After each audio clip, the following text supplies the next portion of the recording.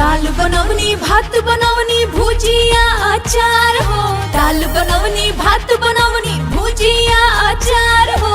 चोखा खातिर रुसल बड़े, चोखा खातिर रुसल बड़े राजा जी हमार हो। चोखा खातिर रुसल बड़े राजा जी हमार हो।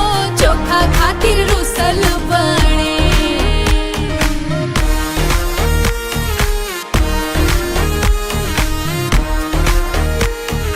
बनाई सुनाई जब चलनी बाजार हो। बनाई सुनाई जब चलनी बाजार हो। बाजार में के लोग पूछे, बाजार में के लोग पूछे इके हाथों हार हो। बाजार में के लोग पूछे इके हाथों हार हो। बाजार में के लोग पूछे।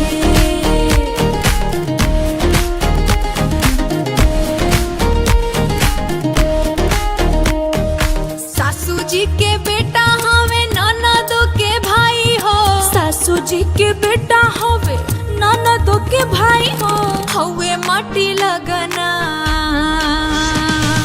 हवे माटी लगना ई